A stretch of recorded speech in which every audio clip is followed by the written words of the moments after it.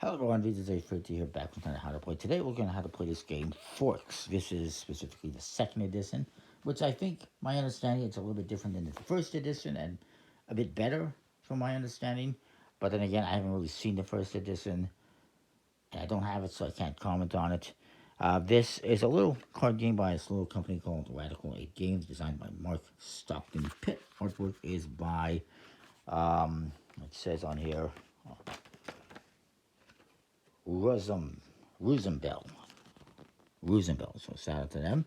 It's got pretty nice art. This game is all about investing and marketing. It's tourist season, and you're trying to work out which of the 5 destinations to market and which to invest in. And at the end of the game, whichever 3 destinations have the most value, you will get positive points for, and the 2 that have the least value, you will lose points for. It's 55 cards with 5 different destinations. You got the Green Acres, Graysteel City, which is basically looks like New York. This looks like Cabin Country.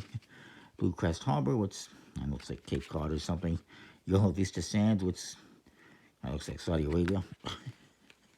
Or somewhere in the Middle East. At Red Rock Ridge, which looks like, well, Colorado or British Columbia. You got cards numbered 3 through 12 in each color, and each color also has 1 additional number in it, that being gray 8, blue 7, yellow 6, green 5, and red 4. So 12 or 11 cards in each destination. Pretty nice about design. I like that. It's the fork in the road. Which way do you go? You market to invest. So you'll shuffle up the cards. You will remove some cards. Now, if you're doing 2 or 3 players, you will not use the 10s, 11s, and 12s. I've included them, so we won't do a 2 or 3 player game. And you will remove a certain number of cards depending on the player count. So for 2 players, you remove 9, 1 for 3, 4 for 4, and 7 for 5, and 1 for 6. And initially, you're going to have 3 cards in the middle of the table, unless you're doing 6 players in which you have none. So I'm going to just remove 1, 2, 3, 4. We'll put those aside. And 1, 2, 3. Also in the game, you have this 1 card that you can use after a round. You give this to whoever lost a game, and instead of putting a card into the center, they would put it on here, and then this would come out at the end of the game. I really don't see what difference that makes, but it's fine. You also have this card that tells you about the setup, and the other side is tiebreaker, to determine, who would win or which of these destinations would win if you happen to have a tie between multiple. So that's kind of cool. I'll just put that off to the side. Each player is going to get 3 cards, no matter the player count. And what it's going to work is you're going to look at your cards and you're going to decide which one you want to keep to invest in. And maybe I want to invest in Graysteel City. I don't know. And then I would pass the other 2 to the left. And everyone else is going to do the same thing. They take 1. They pass the other 2. Whoops. And they pass 2. You're going to do the same thing again. You're going to look at 2 cards. Maybe I'll invest in this one this time. I'm not doing it based on the value. I'm just doing whatever. And they're going to choose 1 card. They're going to choose a card, and they're going to choose a card.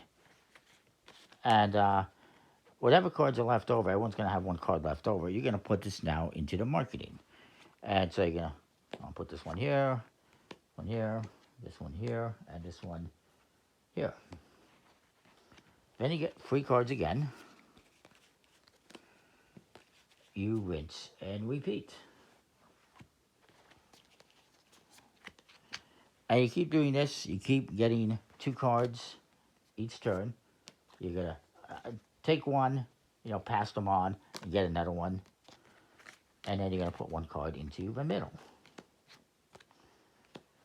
And I will just quickly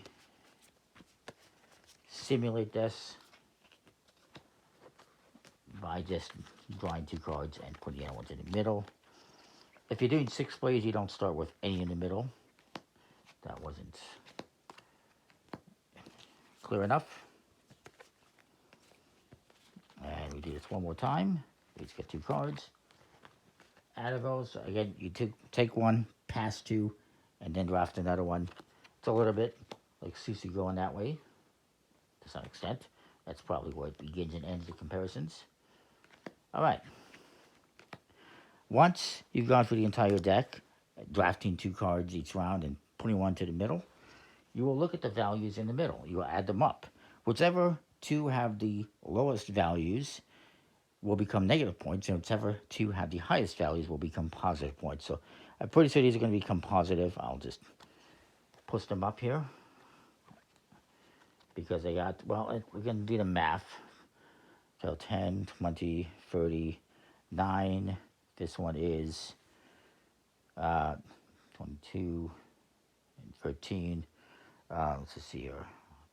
35 and 39. This one is at 19, 21, 22, 23, I believe. 24. This one is at, let's just see here. We got 20, 24, and 22. Yeah. So this one actually is okay. These ones are going to come down because they got 20 and 22. This one's at 24. If you happen to have a tie, let's say 2 of these had the same value, that's when you would look at the tiebreaker to figure out which one loses and which one wins. So if it was a tie between Gray Steel City and Blue Crest Harbor, for instance, Gray Steel City would lose, Blue Crest Harbor would win. The more scenic and beautiful, the better chance of winning. So then what's going to happen is you're going to look at the cards you have, the ones you invested, and you're going to do some math. So these are all going to be positives. This can be positive. And these are all going to be negative. So I would add up all these points here, which is 25, 36. And then I would subtract these, which is going to be 26. So I would get 10 points. And everyone's going to do this. And whoever has the most points wins. And you can play multiple games if you want and see what like the grand champion is. Whereas one thing I should mention for 2 players, and as for 2 players, each round you're actually going to, let's say we have these cards here. I'll just show you 2 players. It's basically the same. You're going to start off and you reveal 3 cards, and each player is going to get 3. And then you're each going to, draw 1 past the other 2. And then you draw 1. And then the other one's going to go in the middle, wherever it goes. And it should be like this.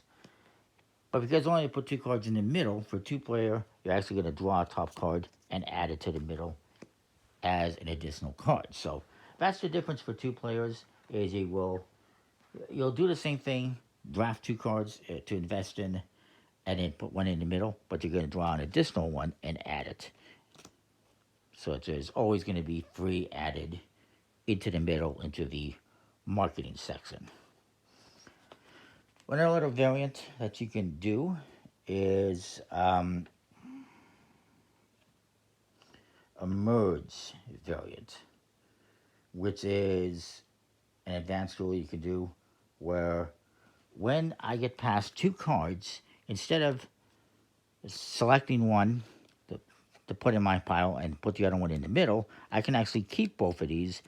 And let's say I have some cards in my hand already that I'm investing in. I can look at these cards, and maybe I want to keep them.